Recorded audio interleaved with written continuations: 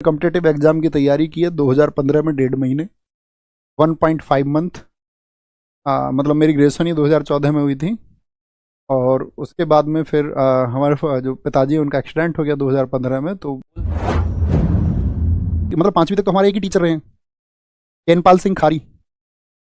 चैनपाल सिंह खारी हमारे गुरुजी थे पहले, जब हम 5वीं तक थे। 6ठी क्लास में हम पहुंच गए सरकारी स्कूल में, अग्रसेन इंटर कॉलेज सिकंदराबाद। तो वहाँ तो बहुत सारे टीचर थे।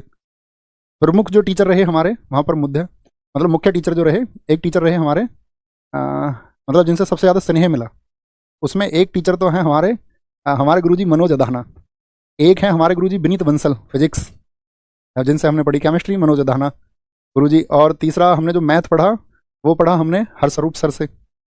ओके, और कौन बताएं तुम्हें? ये तो स्कूल टाइम के हो गए, मतलब ये अपने ज़्यादा क्लोज रहे। 10th क्लास में अपने एक सर थे कल्याण सिंह गुरुजी मैथ्स के, है ना, वो ज़्यादा करीब रहे हमारे। और मतलब टीचर तो बहुत सारे थे। हमारे हुकुम सिंह गुरुजी थे, छोटू गुरुजी हमारे इंग्लिश के, ठीक है। तो गाली देते थे बहुत स्कूल में, बोर्ड पे लिखते लिखते गाली देते थे वो पीछे की तरफ।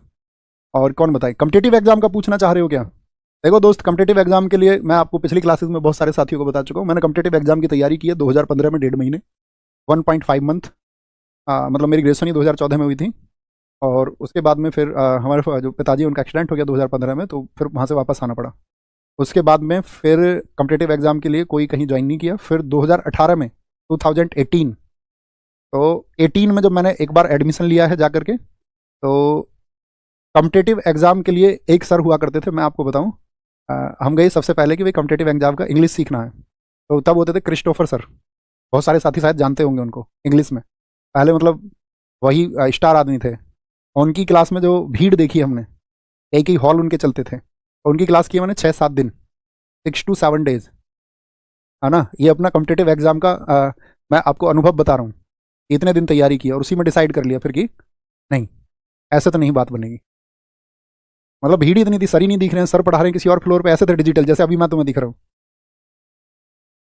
तो वहाँ भीड़ इतनी रहती थी, बहुत देर में तो ऊपर पहुंच पाते थे और बहुत देर में नीचे आ पाते थे, सीढ़ियों पर इतनी भीड़ होती थी। ओके, आगे बताएं फटाफट से, और बाकी किसी दिन और बताएंगे, आगे कंटिन्यू करेंगे।